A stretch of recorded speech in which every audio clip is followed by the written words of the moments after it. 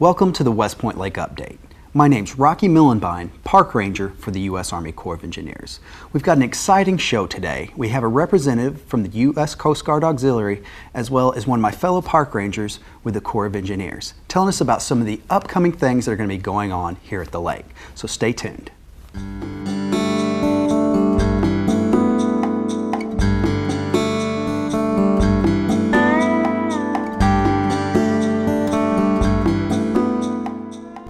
Welcome back to the West Point Lake Update. With me now, I have Jeff Hewitt with the U.S. Coast Guard Auxiliary. Jeff, welcome to the show. Thank you, Rocky. Appreciate it. And Jeff, you know, we've had the Corps of Engineers and the Coast Guard Auxiliary have had a long-standing partnership and do a lot of great work together, and that's what we wanted to have you in for, to just kind of highlight and let everyone know about some of the great things that are going to be going on here at the lake. Okay. And one of the big things is we teach, the Corps of Engineers and the Coast Guard Auxiliary go together and teach boat safety classes. Yes. Mm-hmm. And those are going to be started up, and just kind of tell us a little bit about how that process got started and what the classes consist of. Well, I started, Rocky, about 9 years ago with the Auxiliary Coast Guard, and joined, and like you say, one of the things we do in conjunction with you guys, aside from meeting every third Saturday at the Army Corps office, which if anybody's interested to put a quick plug in, we could always use more members. Mm-hmm. The boat safety classes started as a joint operation pretty much 9 years ago that I knew about. By law, Alabama residents, boaters, have to have a certificate of certification of boat safety. In Georgia, that law may be coming for some of the accidents last year. I heard that they've had some things in. The boating safety classes are, obviously, we all love boating, and the safety is the number one factor. The Auxiliary Coast Guard likes to pride itself in being a life-saving organization.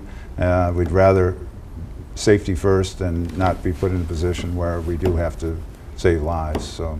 Yeah, absolutely, and like you said, the class actually works for the state certification in Alabama. Yes. So we get a lot of people that come in from Alabama and they take the course, and then they can submit that when they get their driver's license and get that stamp that they really need. Yes, that's required by law in Alabama. And from what I understand, it may be required in Georgia also. Yeah. That's in the books. I don't know when it will happen, but it sounds like they're seriously considering it. Yeah, and so many states in the Southeast already require it. Mm-hmm. And from Georgia, we do get a lot of younger individuals as well, because I believe it's under the age of 16. You know, yes. they have to have a certification to be able to operate a vessel. Yes, that's exactly right. Yeah, the under 16 have to have it in both states, I understand, right? And operating a jet ski or something like that, they have to have the certification. So the classes are offered. They're only $15. Usually it's a Tuesday and Thursday night evening at the Army Corps office, which is over off of West Point Road. So we've worked for years with the Army Corps.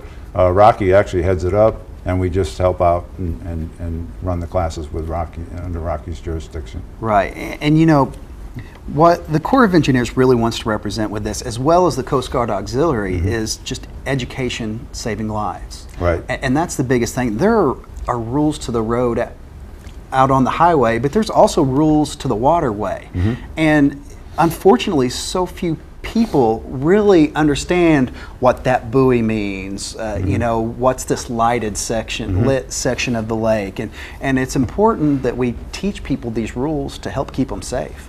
Yeah, it's exactly right, Rocky. There is a lot to it. It depends on your background. If you were raised on a boat, you'll pick up these little things here and there. If you're put in situations where possibly dangerous situations, you'll understand these rules, and it really is important that everybody does understand them, regardless if they take the class or not. They have to understand that there's more to boating than just turning on the engine and heading out on the lake. There's safety factors, and there's a variety of things that every boater should know, and mm-hmm. that's pretty much what we emphasize in the classes. Yeah, and you know, we always do, you know, the little things a lot of people hopefully know, to wear their life jacket, mm-hmm. You know, to safely, you know, to check their boat at the beginning of the season. But mm-hmm. like I was saying, some of the buoys and the channel markers, the novice isn't going to understand that. So they're going to, when they come to that class, we feel confident when they walk out that they're going to have a great understanding of all the rules on the water and how to safely operate their boat. That's exactly right, Rocky. Yep. And that's not all the flotilla does here on West Point Lake. You know, we've had this long occurring partnership, and you guys spend a lot of time on the water. Tell us about some of that. We do patrols. We have facilities, they're called, the Coast Guard facilities that are certified by the Coast Guard. I personally have a watercraft that's in the midst of being certified. It's a fairly stringent manner of being certified as a facility. We do patrols. We patrol special occasions. We again, life-saving is our bottom line, or accidents. I've had a couple rescues. My wife and I were out on the boat a few times, and we've had occasion to rescue, not that we saved anybody's life, but a sinking jet ski with people in the water for a matter of hours, and with their life jackets on, of course. Things like that, you know, we're involved in all that. We volunteer for a variety of things. It's a very interesting organization, and again, we could always use more members. I believe that we are Flotilla 81, part of an international organization of Auxiliary Coast Guard, and on West Point Lake, our district actually stretches from Eufaula, Alabama, up towards Noonan on the Chattahoochee River. We've done patrols as far south, a lot farther south on Eufaula, Alabama, and on the Chattahoochee. You know, there's a wide variety of things. I personally enjoy boating. My wife and I enjoy it. We have one, and when we're out there, we're keeping an eye out in case somebody is in distress and needs help. And every boater should actually do that, not just the Auxiliary Coast Guard or Army Corps of Engineer personnel.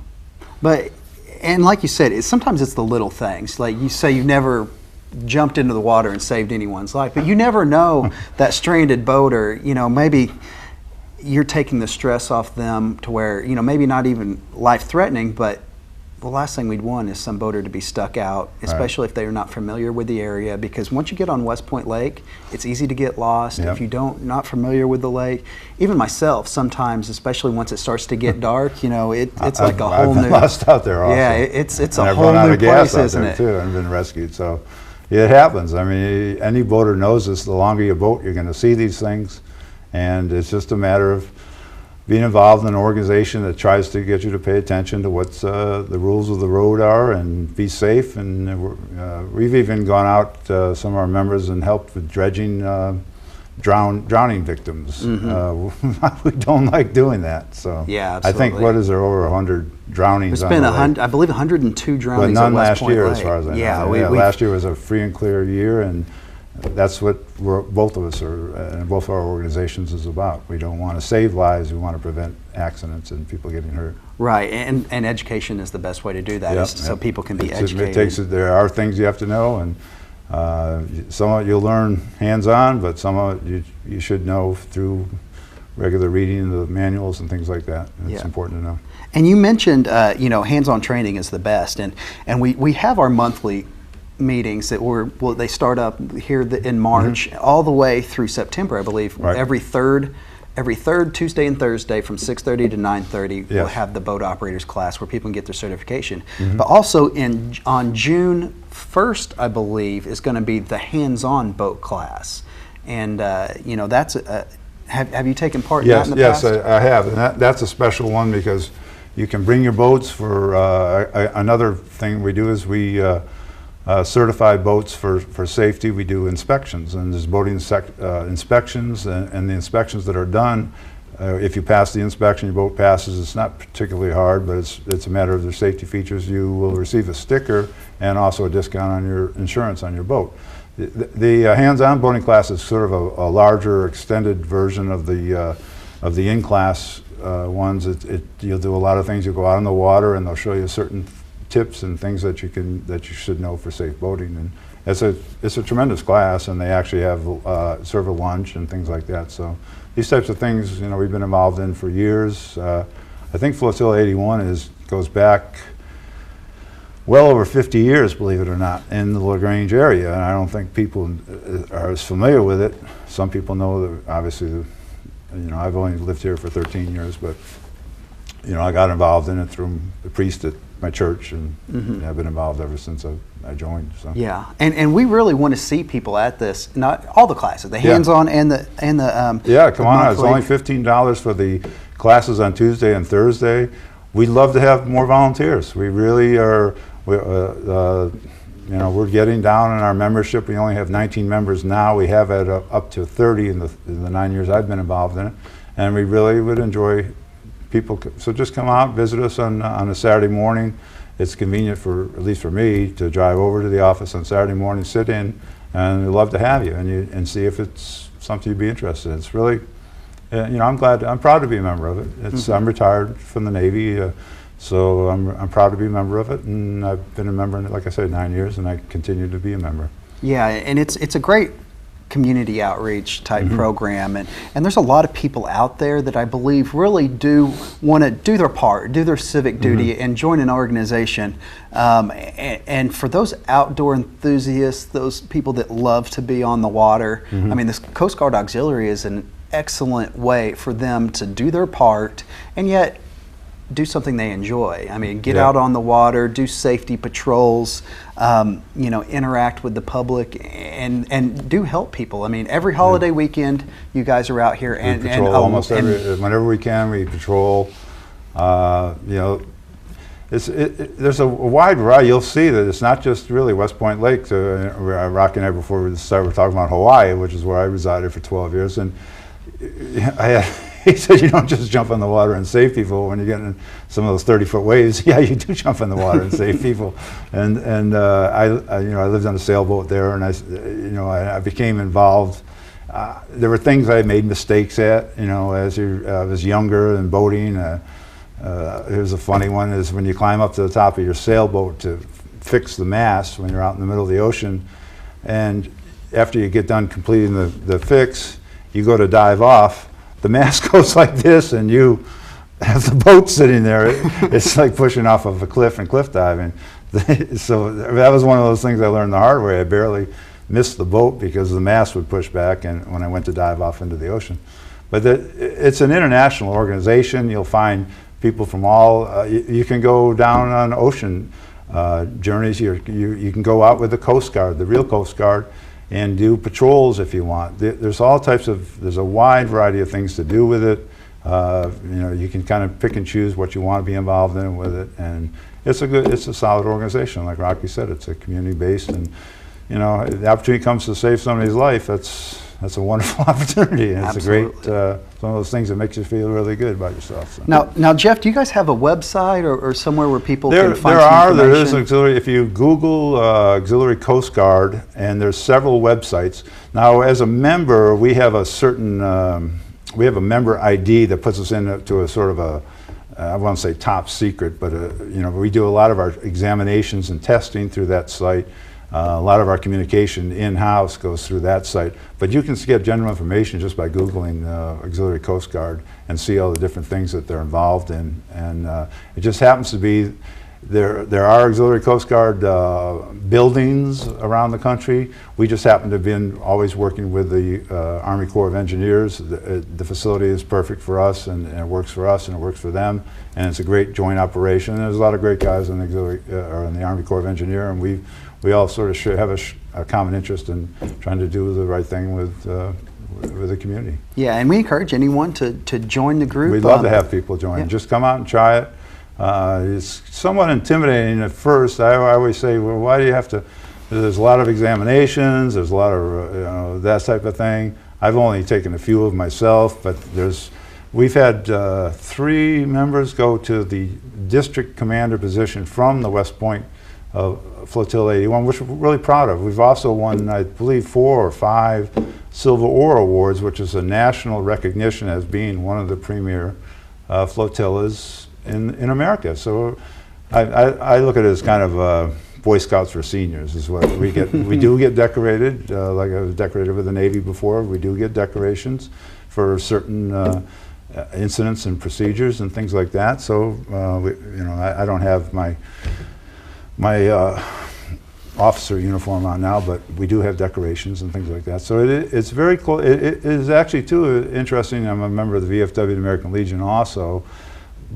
It is a uniform. It's considered a uniformed services position. So you are considered with a lot of the rights that you have as active duty military. So it's got an interesting position in the whole volunteer organizations, and it's been interesting, and I'm glad I do it. Yeah. So we invite everyone to look into the Coast Guard Auxiliary, see if it's for you. And we also want to let you guys know that if you're interested in taking one of the boat operators courses, you can contact the West Point Lake Visitor Center at 706-645-2937. And we'll get you signed up so you can take the class. All right, Jeff, well, thank you so much for being on the show. We really appreciate everything you've done with us, too. You've been a wonderful help to us. Thank you for all you guys do, too. Absolutely. And stay tuned because we have much more to come.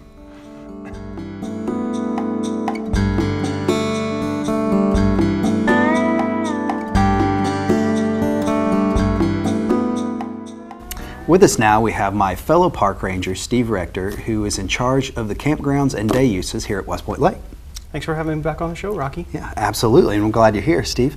Right now, I know has been a really busy time for you because we're really starting to ramp up, campgrounds opening up, and right after that's going to be the day uses. That's right. We had our Schaefer Herd Campground open all winter, but now we are opening up the rest of the campgrounds. So we have Holiday Campground that's open right now. In March 8th, the Amity Campground opened up, and then March 29th is when Whitetail Campground opened up. And then our day use areas will open May 4th. And so we're getting all of our park attendants trained, we're getting all of our campsites prepped and prepared, getting all their equipment, their computers, everything installed, and making sure everything runs properly so that when our campers arrive, that they have a smooth arrival into the campground and can get back to their campsite and start their vacations or their time off as quickly as possible. Yeah, and there is a lot of work that is done in the off season to these campgrounds. They're used, when they're open, and there's, visitors on them just about the whole time. So this off season, it's important so they can kind of get their rehab and rest time, I guess. Absolutely. We did spend a lot of time in the campgrounds this off season working really on views of the lake. So some of our regular campers, when they come to our campgrounds now, they will see that we did a lot of work in underbrushing so that there is a more clear view of the lake. They will see that we've done a lot of cleaning. We've cleaned out some dead trees, and we've done a lot of power washing and cleaning, which I'm not sure if people realize how much those things dirty up over the winter. But with all the leaves falling and all of the pine straw coming down, a lot of those pads that our campers use, and also a lot of the picnic tables, start to look kind of dirty. We spend a lot of time power washing and just cleaning off all those areas so that it looks nice, it's very clean when they arrive, and it's ready for them to start their camping trip. Yeah, and it's an outdoor experience, but at the same time, Corps of Engineers has a reputation of having extremely nice campgrounds compared to a lot of the other agencies, et cetera. And we take a lot of pride in that and making sure that our facilities are as up to date as we can fiscally keep them. I do hear a lot from our campers that we do have some of the nicest campgrounds that they have been to. We're just very fortunate that we're able to maintain our campgrounds in the manner that we do. We have regular trash cleanup. We have regular custodial work. You will see that our shower houses and our bathrooms are cleaned every single day. The trash is picked up from the trash cans that are accessible every day and moved to dumpster locations. We have, I think, a very quick response time for issues that campers have when they're in our campground, whether it be a question about the water or the electric service or a bathroom that might not be completely clean as a camper would like to see it. So we do spend a lot of time and a lot of effort making sure that those campgrounds are up to the standards that hopefully we share with our campers. Absolutely. And as you said, Holiday Campground has recently opened up, and we've got more to follow. It seems like they kind of hit, just scattered by a few weeks at a time. So, we invite people to come and visit. I know so far, has everything gone well in Holiday? So far, everything has gone very well. Now, what we do, and part of the reason that we scatter our openings the way we do, is to give us time to solve any problems that are sort of last minute things that crop up. So we do spread our campground opening out by about 2 weeks for every campground. So once we start opening campgrounds in the spring, you'll see about every 2 weeks a new campground open up. That gives us time to solve any issues in the campground that we just opened if it pops up last minute, but also to then go to the campgrounds that are not open yet and make sure we don't have those same issues there. We have had a little bit of visitation at Holiday Campground when we opened, but I can tell you that for the spring break season, we are, as far as our reserved sites, almost completely booked on reserved sites. Okay, yeah. This year, Chambers County spring break is 1 week, and the very next week is Troup County's spring break. Yeah. And so I've already received a lot of calls from campers that they're having some trouble getting a reservable campsite. And that's because you can rent a campsite, reserve it 6 months in advance. So if they have a reservable campsite that they are interested in, our campers know what site they want, they know when they would like to camp. 6 months ahead of that time, if they know, they need to make those reservations because they might be down to what we would consider a walk-up availability, which is first come, first served. If you arrive at the gatehouse and one of these non-reservable sites is open, you can rent that site and occupy it immediately. But about half of our campsites are reservable. So 6 months out, you can start making your reservations for those campsites. And a lot of people do that 6 months to the day, make their reservations for those campsites. I think particularly at Whitetail Ridge for Troup County spring break, I don't think I have a single reservable campsite available in Whitetail Ridge for the Troup County spring break week. And, you know, spring break, you think, oh, it's just high school spring break, but it's really extremely busy time at our lake because it seems like that's, you know, the first opportunity that families are able to kind of get here, and it's almost like an open season, you know, the real big opening part of the season for us. It is. The spring break season is really the start of what I would consider our heaviest recreation season, but there are multiple things going on during spring break season. We kind of have some competing uses. So we have the spring break folks who are coming out to camp and enjoy the lake, but it also just happens to be the time when the fishing starts to heat up. Sure. And so we have a lot of campers who come into that they will camp on our campgrounds, but their main purpose is to be out on the lake fishing. So we have that kind of competing use where we've got folks who are coming in for the spring break season, but then we have the fishermen who, now that the fish are starting to bite around spring break time, they want to be in the campgrounds too, so that they're close to the lake. They can fish late into the evening or get up early and start fishing early in the morning. And as a result, we end up with the situation we have. Most of our reservable sites are taken. Yeah. And, you know, you mentioned that you can reserve these up to 6 months in advance. And really, in the grand scheme of, you know, doing business in the most, you know, the easiest manner as possible, you know, it really is a lot easier, especially for those folks that are working at the gatehouse, to kind of transfer a reservation. You can usually, there's a very quick stop. You just basically, your paperwork's pretty much already done. So it really is beneficial to the camper as well, as because they can just immediately stop by, pick up their information, and go straight to their site. You're absolutely right. When a camper makes a reservation in advance, of course you have to pay in advance when you make that reservation. But when you arrive at the campground, you simply have to pick up a pass for whatever vehicles that you have, and then you are issued what we call a site post tag, which just lets us know that you're occupying that site and what dates that you're going to be staying with us. Really, it's about 2 to 3 minutes that you would need to stop at the gatehouse before you can move on down into the campground. However, if you do not have a reservation, then you have to come in and fill out a reservation card, name, address, telephone number. It takes us a little while longer to fill out that paperwork, and then of course process your payment and get all your receipts to you. So depending on how busy we are at the time with other campers arriving, particularly on Friday afternoons when everyone gets out of work and is arriving at the campground, you might have to wait 10 to 15 minutes in order to get through that process as everyone fills out all of their information. Yeah, and those that have been on the website, you know, there's a great description of the site on the website. So once you get there, you know, a lot of times when people just coming to the campground for the first time, you know, they need to learn about, you know, figure out what each site, you know, which site's going to be the best for their RV or whatever. Absolutely. So when you register online, you know, you've already got that information. It's kind of in and out, because there are certain times of the week, you know, like Friday afternoons that, you know, it seems like everybody kind of, it's just everywhere, there's a mass coming into the campground. So any way we can expedite that process, it's always a benefit. Absolutely. There are basically 2 days when traffic kind of turns to be one way. Friday afternoons when everyone's arriving in the campground, everyone's going in and getting registered and getting to their campsites. Sunday afternoons, everyone's leaving and heading out. So kind of Sunday by 3 o'clock is our checkout time. So right around 2:45 to 3:15, it's one way kind of out. Everybody's heading out.